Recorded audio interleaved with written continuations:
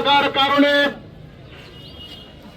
পৃথিবীতে মাত্র কয়েক কোটি ইহুদি প্রায় 200 কোটি মুসলমানের ঘাড়ে বন্ধক রেখে মুসলমানদেরকে যে কোনো সময় পাখির মতো কুলে করে মারার যে নির্লজ্জ বেহাপনার সাহসিকতা দেখাচ্ছে, এর ফলে বিশ্ব ব্যবস্থাপনায় আগামী দিনে আবার তৃতীয় বিশ্বযুদ্ধের ঝংকানা শোনা যাচ্ছে।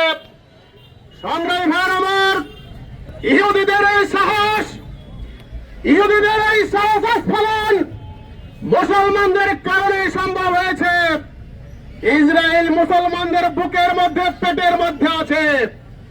মুসলমান রাষ্ট্রগুলো চিন্তা করত, তারা হেঁটে গিয়ে ইহুদিদেরকে লাশে পরিণত করতে পারত, কিন্তু দুর্ভাগ্য আমাদের এই মুসলিম শাসক মিশর, জর্ডান, মরক্কো, সৌদি আরব, ইরান, ইরাক মিলে, তুরস্ক মিলে যদি একটা ঐক্যগঠিত হতো, ইহুদিদের ইসরায়েলের বাবার ক্ষমতা ছিল না মুসলমানদের দিকে চোখ তুলে তাকানো।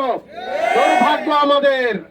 কোরআন আল্লাহ রাব্বুল আলামিন কোরআনুল কারীমে বলেছেন, আপাতু বিরুবি বাজিকে তবে আতাফিলওয়াস ফামা জানা মাইয়া ফাজালকা মিনকুম ইলিয়া খিজুল ফিল হায়াতিদ দুনিয়া ওয়া ইয়াউমাল কিয়ামাতি ইউরাদুল আসাদিল আযাব।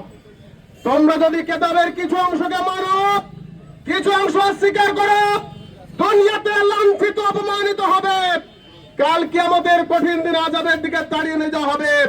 ভাইরা আমার, মুসলমানরা কোরআনকে খণ্ডিত করেছে। কোরআনের খণ্ডিত অংশ মানে সুবিধা মতো, মানে যেখানে অসুবিধা সেখানে মুসলমান নাই, যার কারণে আমাদের এটা হচ্ছে। আসুন সংক্ষিপ্ত সবে আপাতত আহ্বান যায়, ইসরায়েলের দাব ভাঙতে হলে, ইসরায়েলকে শাস্তি দিতে হলে আমরা এখান থেকে ইহুদিদের পণ্য বর্জন করতে পারি। আপনারা কি ইহুদি পণ্য বর্জন করতে রাজি আছেন? সর্বোপরি রংপুরের মাটি থেকে জাতিসংঘ ওআইসিকে অনুরোধ করছি, ইহুদিদের আস্ফালন বন্ধ করুন, ইহুদিদেরকে রুখে দেন, নাহলে আপনাদের নেতৃত্ব কর্তৃত্ব আল্লাহ বেশি দিন সহ্য করবে না। দুনিয়া নতুন করে ব্যবস্থাপনা হবে, নতুন ব্যবস্থাপনায় ইহুদিদের সাথে খ্রিস্টান, মুনাফিক, মুশরিক সব ভেঙে খানখান হয়ে যাবে।